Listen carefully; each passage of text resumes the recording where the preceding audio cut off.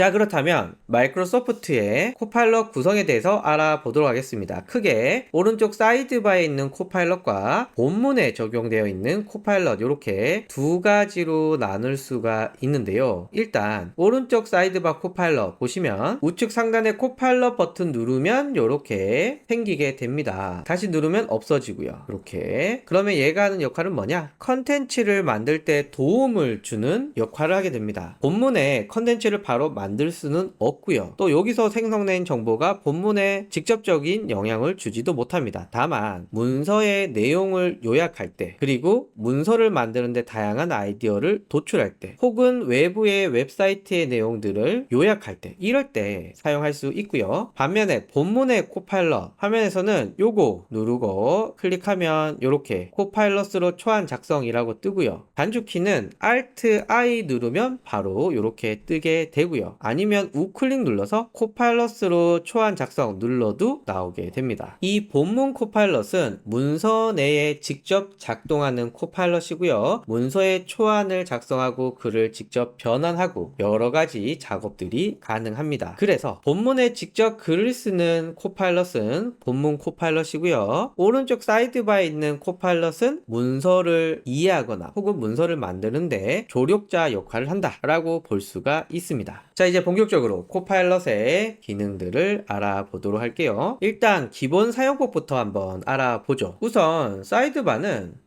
엣지 브라우저에 붙어있는 요 코파일럿과 역할이 거의 비슷합니다. 그리고 윈도우에 있는 요 코파일럿과도 기능이 거의 동일합니다. 제가 여기서 이렇게 물었습니다. 디지털 마케팅 전략에 대해서 어떤 부분에 집중해야 할까? 라고 하면 이렇게 답변이 나오게 됩니다. 여러분들이 일반적으로 쓰시는 코파일럿과 거의 동일하다고 보시면 돼요. 자, 반면에 여기 본문의 코파일럿은 클릭해서 디지털 마케팅 전략에 대해서 기획안을 작성해줘 라고 입력을 하게 되면 초안을 바로 만들어 줍니다. 이렇게 만들어 주게 되고요. 지금 여기 내용이 채워질 때마다 이 코파일럿의 내용들이 약간씩 변화가 있는데 이 본문의 내용을 기반으로 얘가 또 질문을 추천해 줍니다. 자, 다 작성했으면 유지할 거냐 새로 할 거냐 뭐 이렇게 묻게 되죠. 저는 일단 유지하도록 하겠습니다. 대충 감이 오시죠? 이 코파일럿은 내가 아이디어를 얻는데 적극적으로 사용할 수 있고요. 본문의 코파일럿은 실제로 컨텐츠를 만드는데 활용되게 됩니다. 재밌는 건 글씨 크기 그리고 각 영역을 나누게 되고요. 또 이렇게 글머리 기호로 정리해 주고요. 이런 게 워드로 문서를 만드는 입장에서는 굉장히 편리합니다. 자, 이렇게 그냥 쓰시면 되는데 우리가 좀 더 체계적으로 쓰기 위해서는 이런 정도는 알고 계시면 좋아요. 일단 코파일럿의 기능 중에 문서를 요약하는 기능이 있습니다. 긴 문서를 간결하게 요약하고 주요 내용을 자동으로 분석해서 핵심 정보를 빠르게 파악할 수가 있습니다. 직장인의 필수품이죠. 제가 구글에서 아무 워드 파일을 가지고 왔습니다. 심지어는 영어로 되어 있어서 뭔 내용인지 잘 모르겠어요. 자, 이럴 경우 코파일럿이 필요합니다. 사이드바에 있는 코파일럿을 호출합니다. 자, 그러면 이렇게 나오는데요. 요 위에 제안해주는 프롬프트를 써도 좋고요. 저는 직접 이 문서의 핵심 내용 3가지를 글머리 기호를 활용해 출력해 달라고 했고, 이게 또 영어 문서니까 한글로 출력해 달라 라는 부분도 추가시켰습니다. 그러면 요렇게 요약을 해 주네요. 자, 그리고 이런 새로운 문서들을 분석할 때 여러분들이 사용하면 좋을 프롬프트가 어떤 질문을 해야 하는지 물어보는 겁니다. 이 문서를 이해하기 위해서 내가 해야 할 질문 5가지를 알려줘 라고 하면은, 자, 요렇게 질문해 주는데요. 그럼 저는 여기서 1번 답변을 해달라 라고 해주면 이렇게 나옵니다. 1번이 이 문서의 목적을 물었거든요. 역시 문서의 목적이 이렇게 나오는데 너무 복잡해. 그래서 더 쉽게 다시 설명해 달라고 요청을 했습니다. 그러면 이렇게 더 쉽게 설명을 해 줍니다. 이런 것도 가능합니다. 이 문서를 PPT로 만들고 싶은데 슬라이드 내용을 구성해 달라고 요청을 하면 이렇게 나오는 나온 내용을 가지고 파워포인트에 써먹을 수도 있겠죠. 그래서 여러분들이 어떤 문서를 열고 그 문서를 이해하는데 사이드바의 코파일럿이 활용될 수가 있고요. 요건 직장인들에게 굉장히 필수적이지 않을까 생각이 듭니다. 두 번째는요, 글의 초안을 만드는 기능인데요. 주제나 내용을 입력하면 자동으로 글의 초안을 생성해서 문서의 작성을 돕습니다. 자, 여기서 본문의 코파일럿을 불러내서 그리고 간헐적 단식의 효과에 대해서 대학교 레포트를 작성해줘 라고 넣게 되면은 자, 이렇게 나왔고요.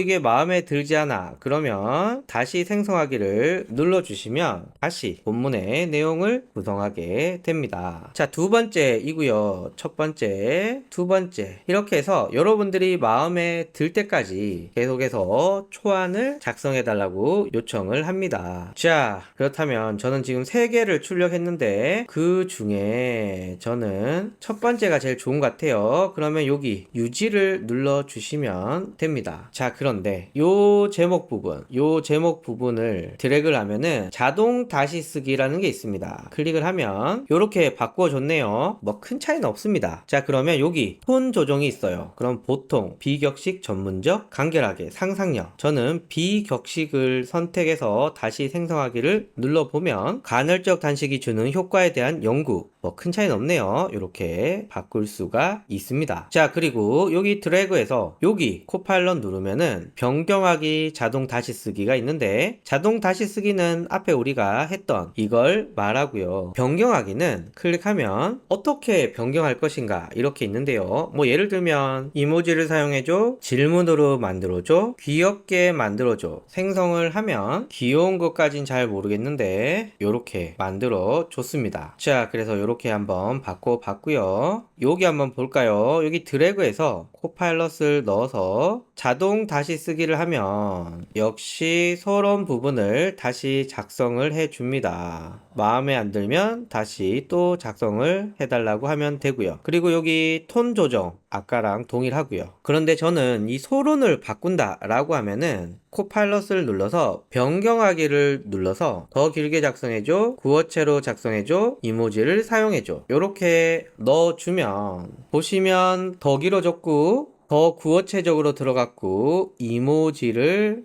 사용해 줬습니다. 여기에서 제가 더 많은 이모지를 사용해 달라고 요청을 하면 이렇게 더 많은 이모지를 사용해서 만들어 줬습니다. 자, 그리고 유지를 하면 약간 독특한 게 요게 새로 쓴 거고 요게 이전에 쓴 거거든요. 둘 다 남아 있습니다. 그래서 제가 직접 이전에 쓴 건 이렇게 지우도록 하겠습니다. 그래서 정리하면 초안을 작성한 후에 수정할 때는 코파일럿에 자동 다시 쓰기보다는 변경하기가 여러 가지 부분에서 내가 원하는 대로 수정하기에 편리하다라는 말씀 드립니다. 그래서 글의 초안을 만들 때 코파일럿 활용하면 좋고요. 다음으로는 사이드바의 코파일럿과 본문의 코파일럿을 함께 쓰는 방법입니다. 아이디어를 탐색해서 이를 바탕으로 초안을 만드는데요. 주제나 키워드를 기반으로 다양한 아이디어를 제시하고 이를 바탕으로 초안을 작성하는데 제가 만약에 간헐적 단식에 대해서 레포트를 써야 돼요. 그러면 어떤 내용으로 글을 쓰지? 고민이 되죠. 이럴 때 이 코파일럿을 열어서 일단 질문을 합니다. 내가 대학생인데 간헐적 단식에 대해서 레포트를 작성해야 해. 어떤 주제로 작성해야 할까? 라고 물어보면 얘가 이렇게 주제를 정의해 줍니다. 그러면 3번이 마음에 들어요. 그래서 3번 주제에 대해서 레포트 개요를 작성해 달라고 요청을 했습니다. 자, 그러면 요렇게 레포트 개요를 작성해줘요. 일단 요걸 복사를 해서 본문 코파일럿을 열어요. 그리고 일단 붙여넣기를 해줍니다. 그리고 쓸데없는 부분들을 삭제해주고 또 각각의 영역들을 빈칸을 넣어서 약간 보기 쉽게 구분해 주고요. 그리고 제목이 간헐적 단식의 메커니즘이니까 복사해서 여기 붙여놓고 간헐적 단식의 메커니즘에 대해서 대학생 수준으로 레포트를 작성하려고 해. 아래 개요를 참고해서 레포트를 작성해줘 라고 눌러주면 자, 이렇게 작성을 해주고요. 일단 제가 유지를 하도록 하겠습니다. 요거는 뭐 필요 없을 것 같아서 지워놓고요. 보시면 서론, 그대로 서론, 간헐적 단식의 기본 원리가 간헐적 단식의 기본 원리, 요렇게 잘 들어간 것을 확인하실 수가 있으십니다. 그래서 사이드바에 있는 코파일럿으로 어떤 글을 쓸지를 조사한 다음에 이를 바탕으로 본문에 있는 코파일럿으로 초안을 작성하고, 그리고 여러분들의 입맛에 맞게끔 수정을 하실 수가 있습니다. 그래서 아이디어 탐색과 초안 작성을 할 수 있다. 이제 기본 프롬프트 한번 알아볼 건데요. 제가 그냥 간헐적 단식과 관련해 레포트를 작성해줘 라고 해도 됩니다. 그런데 좀 더 체계적으로 하고 싶으신 분들은 요 공식 기억해 주시면 좋습니다. 기본 프롬프트이고요. 작가, 그러니까 나는 어떤 사람인가, 어떤 종류의 글을 쓰느냐, 글의 톤 앤 매너는 어떻게 할 것인가, 그리고 글의 개요, 글의 길이, 참고사항 요렇게 넣어주시면 되는데, 여기서 전 좀 아쉬웠던 게 글의 길이가 생각만큼 잘 딱 떨어지지 않습니다. 뭐 예를 들면 A4 용지 2장이라고 하면은 뭐 한 장 반? 뭐 요런 정도로 나오기 때문에 글의 길이는 좀 아쉽지만 그래도 앞으로 나아질 것을 기대하고 전체적으로 프롬프트를 구성하는데 도움이 되기 위해서 글의 길이도 한번 넣어봤습니다. 작가 정의, 글의 종류, 글의 톤 앤 매너, 글의 개요, 글의 길이, 참고사항 요 놈을 세팅해서 만들면 요런 식으로 만들 수가 있습니다. 작가의 정의, 글의 종류, 글의 톤 앤 매너, 글의 개요, 글의 길이, 참고사항까지 요렇게 넣었습니다. 뭐 앞에 거 빼도 되는데 저는 요렇게 넣어서 그대로 한번 넣어 볼게요. 요게 첫 번째 결과물인데 이 뭐야, 제목도 없고 이상해 라고 하면 다시 만들어 달라고 하면 되겠죠. 다시 생성 누르면 이렇게 나왔습니다. 오, 이것도 괜찮은데 한 번 더 해볼까? 다시 생성했습니다. 그래서 세 번째 나왔는데 저는 두 번째가 나은 것 같아요. 그래서 유지하도록 하겠습니다. 자, 여기서 초안은 우리가 수정을 최소화하기 위해서 여러분들이 마음에 들 때까지 다시 생성 다시 생성해서 마음에 드는 초안에서 딱 멈춥니다. 자, 그리고 이제 초안을 쭉 보는데 아까 제가 3페이지까지 해달라고 했는데 한 페이지 좀 넘네요. 그래서 전체 선택하고 코파일럿을 통해서 변경하기, 그리고 더 길게 작성, 부어체로 작성, 유머 요소를 중간중간에 넣어줘, 이모지도 넣어줘, 이렇게 4가지